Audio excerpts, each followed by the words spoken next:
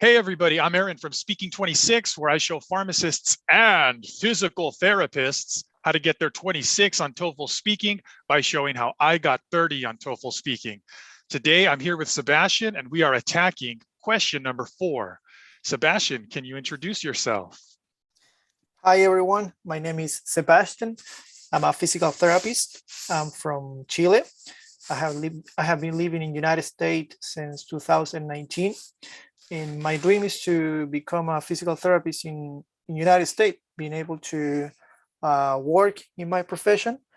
And in order to do that, I need to score 26 in the speaking section. So we have been working in this and we're gonna do it. We are going to do it. So for the viewers out there who are using this for ways that they can improve and to reach their TOEFL goals, Sebastian was just telling me that by writing, he has really been improving his overall English. This has been helping him with his speaking, with his vocabulary, and his overall English fluency. So I encourage you guys to do that. And in my other materials in the Facebook group, I have more information and suggestions on that. You're also welcome to send me a message. Okay, so Sebastian has question number 4. He is going to be explaining the 2 types of motivation. Sebastian, you have 30 seconds to prepare. You may begin preparing now. Okay, there are 2 types of motivation: extrinsic motivation and intrinsic motivation. Extrinsic motivation is an external force. An example of the kid helping in the house with the parents. I'm gonna give them money. That's gonna be the external reward. Intrinsic motivation is an internal force that brings joy and pleasure. The professor goes to the gym, and that brings benefit to her health, and that benefit is in her internal motivation and what encouraged her to keep going to the gym. Time. You now have 60 seconds to speak. You may begin speaking now. The 2 types of motivation are extrinsic and intrinsic motivation. First, extrinsic motivation is an external force that encourages a person to do an activity along the time. The professor explained in the example of the kid when he is helping in the house, like taking the trash out with the garbage, for example, and he does this activity because he's expecting to receive a reward from his parents, which is money. This money is the external reward, the external motivation that push him to keep doing that activity along the time. Unlike extrinsic motivation, intrinsic motivation has an internal value. It comes from inside. And this motivation produces joy and pleasure. The professor explains that when she goes to the gym, she does it because she understands the value of the exercise in her health and in her body. And that awareness is the internal motivation that encouraged her to go to the gym. Nice, very good. Okay, that was a complete answer. Much improved. What do you think? What do you want to remember to continue to do well on? And what do you want to remember to improve on? Well, I think I was able to explain which the question is asking. Yes. I was able to use a connector from the first motivation to the second motivation kind of motivation, which was unlike. And that's what I always struggle when I have to connect two types of something specific. It's very hard for me to connect sometimes 2 ideas. So I was able to use this word, and that helped me with that. And also I was able to explain the 2 kind of motivation, provide the examples. But I think anyway, I need to be very more exact with the time.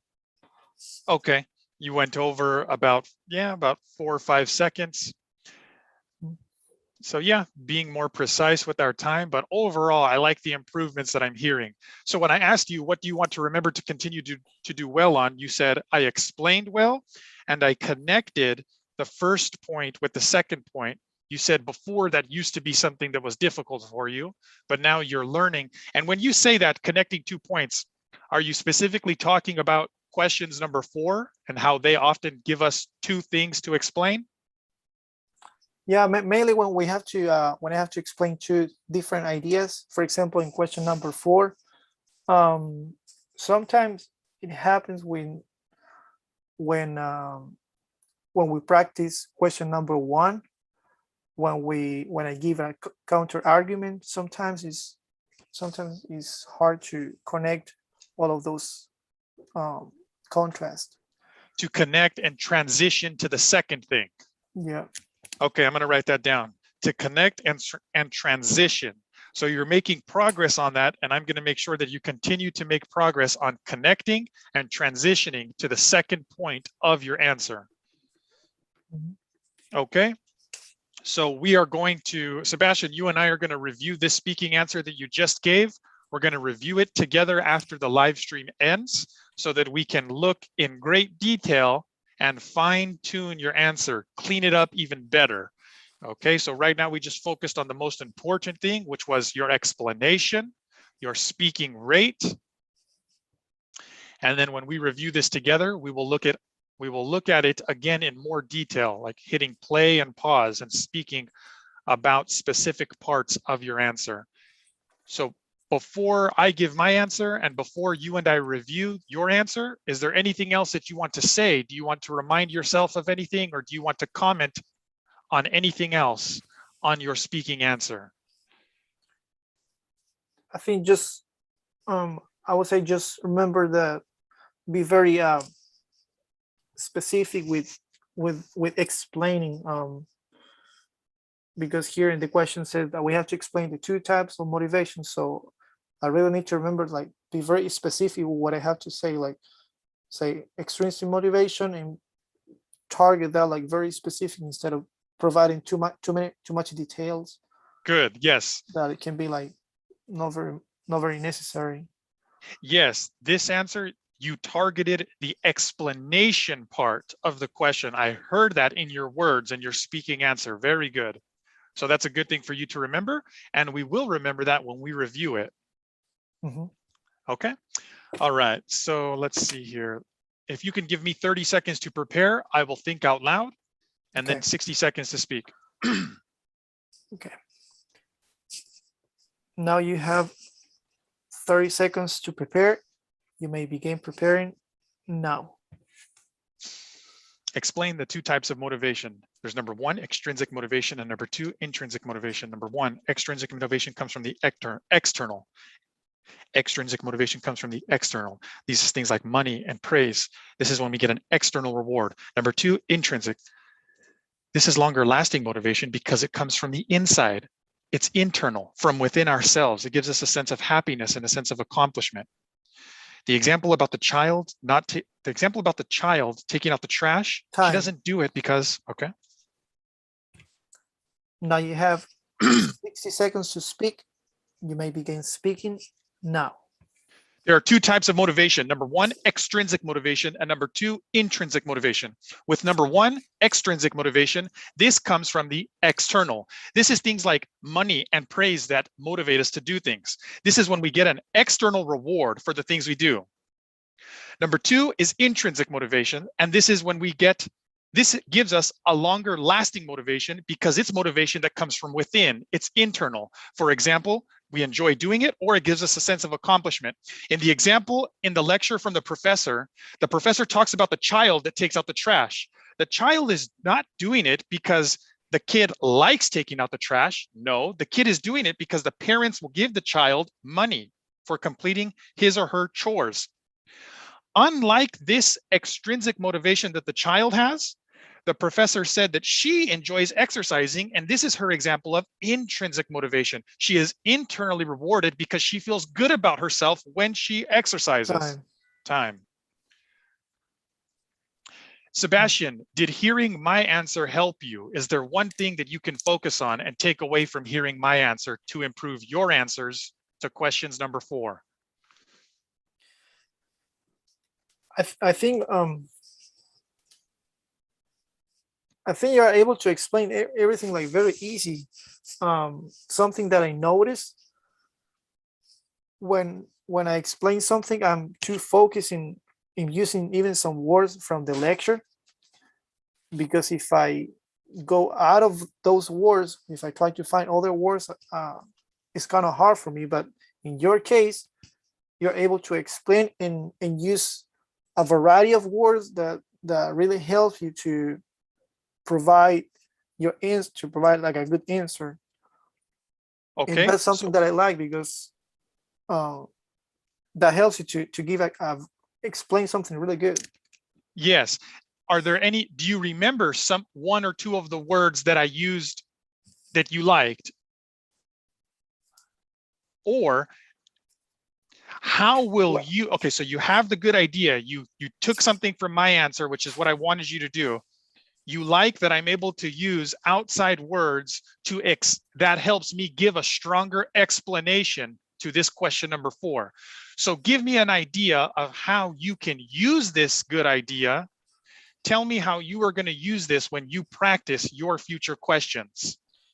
For example, something that I noticed, I can't remember like all the words that you said, but when you were explaining the example of the kid, you were actually like asking the person who was listening your answer. You were like, this kid wasn't doing this, he wasn't enjoying this activity, something like that, like questioning what you were saying.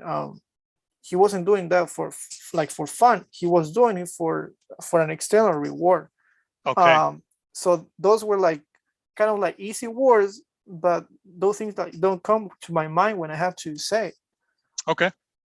Okay, great. So when we end the live stream and when we go back to review your answer, we can also go back to look at that specific part of my answer and have you practice with that language use, that part that you liked from my answer. Okay, very good. All right, any other comments or questions? Anything else that you want to say about my answer, improving your answer? Is there anything else that you want to remind yourself before we end the live stream? Well, you were able to transitioning from the first type of motivation to the second type of motivation. I think it's mainly the way you explain everything. You make everything like easy to understand, and that's something that I need to practice and be able to explain something like to make something easy to understand to whoever is listening. Yes. My answer. This is great. Okay, so everybody that is benefiting from this class, what I hear Sebastian saying is the definition of the word explain. I don't know if he realizes he's doing that or not, but this is something that we have looked at and that I encourage all of you to do. One of the main ways that I help people is by showing them, by us looking at the definition together of the word explain. Because even though the people that I help get 26 and above on TOEFL Speaking, everybody that I help reads the word explain in the question. When people start with me in classes, they often are not explaining, they are summarizing. In fact, some people think that the two words are the same, even when I show two separate definitions. So if you need a 26 and above on TOEFL Speaking, do the part of the question that says explain. Make sure you understand that that is different than summarizing, because as I can hear from Sebastian's answers, from number 1, his speaking answers, and from number 2, what he is taking away from my answers, I can tell that he understands how to explain better and how that's more than just summarizing. All right, very good. Okay, Sebastian, let's review your answer that you just gave in detail by listening to it together. So I'm going to end this live stream. Very cool thoughts. Thank you for